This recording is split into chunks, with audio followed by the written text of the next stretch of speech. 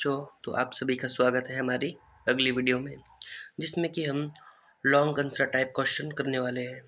तो ये है सेक्शन बी का क्वेश्चन नंबर 2, जिसमें हमें ये बताना है कि जो ये √7 है, ये एक रैशनल नंबर नहीं है।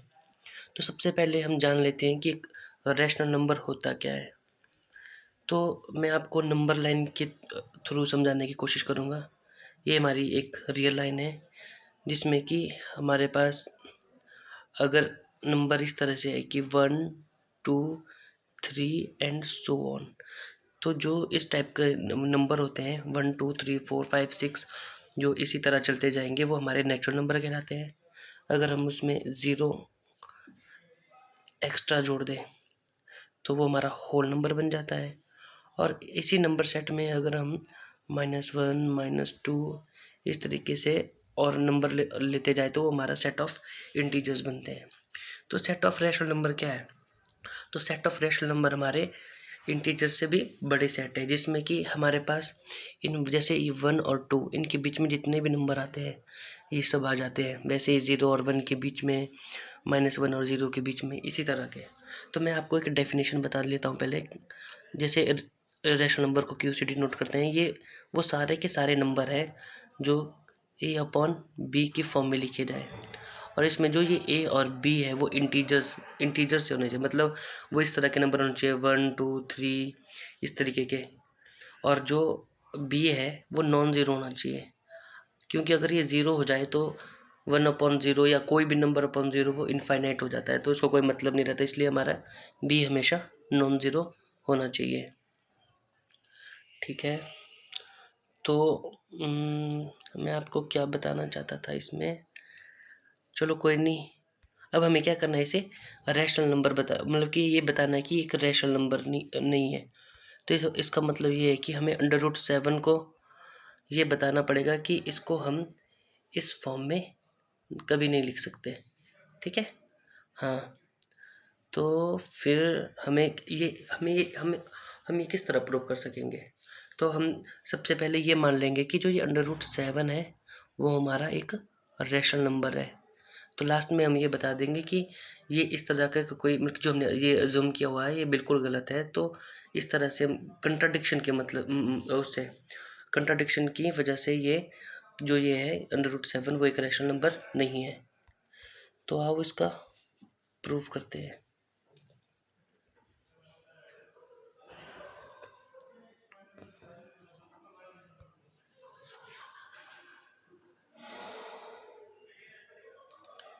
ठीक है जी। तो हमने सबसे पहले से कंट्राडिक्टरी मेथड से करने जा रहे थे। इसका मतलब ये है कि तो हमें जो ये √7 है इसे हमें क्या क्या प्रूव करना है कि √7 जो है ये एक रैशनल नंबर नहीं है। तो अगर इफ़ पॉसिबल सपोज दैट जो ये √7 है वो एक रैशनल नंबर है, तो रैशनल नंबर है तो हम इसे इस फॉर्म में लिख सकते हैं p/q की फॉर्म में।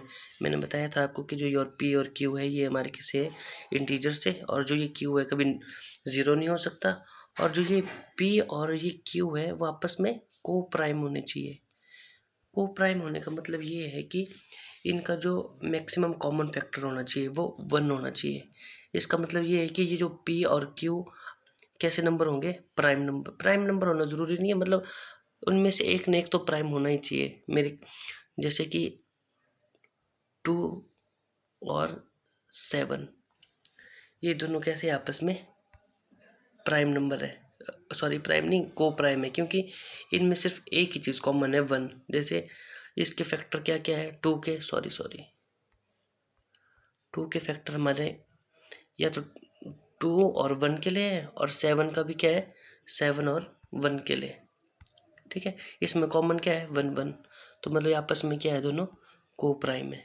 इसी तरीके के वो सारे के सारे नंबर जिनके आपस में सिर्फ 1 ही कॉमन फैक्टर हो वो सारे कैसे कहलाते हैं? को प्राइम कहलाते हैं। तो इसका मतलब ये है कि अगर √7 हमने मान लिया है कि एक रैशनल नंबर है, तो इसका मतलब ये है कि ये p/q की फॉर्म में लिखना चाहिए। और जो ये p और q कैसे है? दोनों इंटीजर है और इनमें आपस में कोई भी कॉमन फैक्टर नहीं होना चाहिए। तो अगर हम इसका स्क्वायर कर दें, जो ये हमारा इक्वेशन फर्स्ट है ये वाली, अगर इसका स्क्वायर कर दे तो √7 का स्क्वायर 7 आ जाएगा, ये पी स्क्वायर क्यू स्क्वायर आ जाएगा। तो यहाँ से हमारे पास आ जाएगा जो पी स्क्वायर है वो is equal to 7 q square. ये तो सिंपल मैथमेटिक्स है, ये तो आप कर लोगे, ठीक है। तो अब देखिए इस सेकंड इक्वेशन में हम क्या देख पा रहे हैं, इसमें हम देख पा रहे हैं कि जो ये हमारा 7 है, 7 ये क्या बोलते हैं, इस क्यू का फैक्टर भी है, ठीक है, और इस पी का फैक्टर भी है, ठीक है, क्योंकि 7 को हम क्यू के मल्टीपल में लिख पा रहे हैं और ये पी क्या हमारा 7 इंटू मल्टीपल ऑफ क्यू, इसका मतलब 7 क्या हो जाएगा, इन दोनों का ही फैक्टर हो जाएगा। तो उसी को हमने कुछ इस तरीके से लिखा है कि 7 is a factor of right hand side of second, जो राइट हैंड साइड मतलब क्यू बचता है, ठीक है, right hand side of second. तो 7 इस क्यू का भी हो जाएगा, उसी तरह से लेफ्ट हैंड साइड में हमारा पी है, तो ये 7 हमारा फैक्टर हो जाएगा, इस पी का भी फैक्टर हो जाएगा, ठीक है। तो यहाँ से हम क्या देख सकते हैं कि जो 7 है, यहाँ से देखिए जो ये 7 है ये हमारा पी को डिवाइड करता है, मतलब जैसे हम हमारे पास ये लिखा गया है कि जो ये पी स्क्वायर है ये हमारा 7 क्यू स्क्वायर है। तो अगर इस 7 को यहाँ मल्टीप्लाई करा तो यहाँ डिवाइड करेगा, तो देखिए ये आ जाएगा p square upon 7 is equal to q square आ जाएगा, ठीक है। तो इसका मतलब ये हुआ कि अगर इस पी स्क्वायर को अगर हम 7 से डिवाइड करें तो हमारे पास क्यू स्क्वायर आ जाएगा।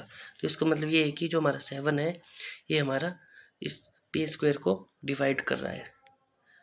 तो अगर 7 हमारा पी स्क्वायर को डिवाइड करे तो 7 हमारा पी को भी डिवाइड करेगा।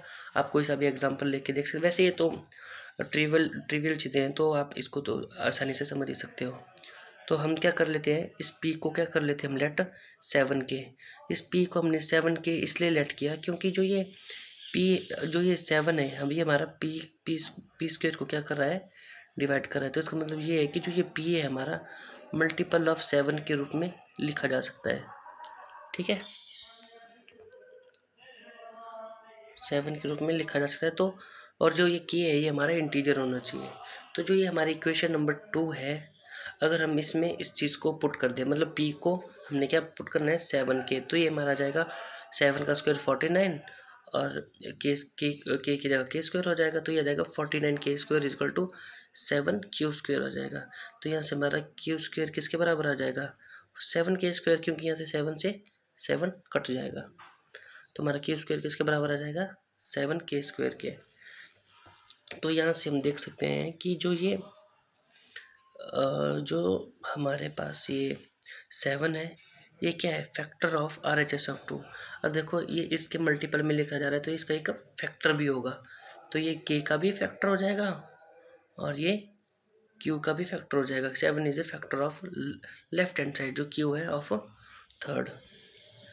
अब देखो तो इसका मतलब ये है कि जो हमारा 7 है, सिमिलरली कि 7 जो है वो क्यू स्क्वायर को डिवाइड करेगा, इसका मतलब है ये है कि 7 क्यू को भी डिवाइड कर रहा है, ठीक है। तो जो कि हमारे पास एक कंट्राडिक्शन आ जाएगी। मैंने आपको पहले ही कहा था कि जो एक कॉमन फैक्टर होना चाहिए दो नंबरों में, जैसे मान के चलो जैसे ये √7 था, एक सेकेंड, जो ये हमारा √7 था इसको हमने लिखा था P अपॉन क्यू की फॉर्म में। तो हमने कहा था कि अगर ये रैशनल नंबर होगा तो ये को प्राइम होना चाहिए दोनों नंबर। इसका मतलब ये है कि 1 को छोड़ के इनके पास कोई भी कॉमन फैक्टर नहीं होना चाहिए, पर P और Q इन दोनों के पास, मतलब कि ये जो 7 नंबर है, ये 7 ये P को भी डिवाइड कर रहा है, यहाँ देखिए इस यहाँ पे P को भी डिवाइड कर रहा है और Q को भी डिवाइड कर रहा है। तो हमारे पास एक 1 को छोड़कर भी एक नंबर ऐसा है जो कि उसके कॉमन फैक्टर में है, तो इसका मतलब ये है कि ये आपस में को प्राइम नहीं है। तो जो कि एक कंट्राडिक्शन आ गई, जो कि जो हमने अज्यूम किया था कि जो हमने ऊपर ये वाला जो हमने अज्यूम किया था कि if possible suppose that √7 is a rational number, ये वाली हमारी जो स्टेटमेंट है जो हमने अज्यूम किया था ये गलत है। तो इसका मतलब ये है कि जो √7 है वो एक रैशनल नंबर नहीं है। तो मैं आप सभी को एक बात ये बताना चाहता हूँ कि हम जो ये अभी क्वेश्चन सीरीज कर रहे हैं ये सिर्फ प्रीवियस ईयर क्वेश्चंस है। तो मैं इसी तरह आपके लिए रियल के भी, धीरे धीरे matrices, abstract algebra, theory of equation, जो भी हमारे एचपीयू के बीएससी मैथमेटिक्स के उसमें कोर्स में आते हैं, मैथ्स के जितने भी सब्जेक्ट आते हैं, मैं धीरे धीरे सबके प्रीवियस ईयर करूँगा। और आने वाले टाइम में मैं डेफिनेटली जो आपकी जो बुक्स है, उन बुक्स की आपको अच्छे से एक प्लेलिस्ट बनाकर भी तैयार करने वाला हूँ। तो मैं आप सभी से ये गुजारिश करता हूँ कि आपके जितने भी क्लासमेट्स हैं, आप उनमें ये वीडियोस क्या थोड़ा बहुत शेयर कीजिए और मुझे बताइए कि आपको किस प्रकार का कंटेंट चाहिए, ताकि मैं आगे से आपके लिए उसी प्रकार का कंटेंट ला सकूँ। Thank you.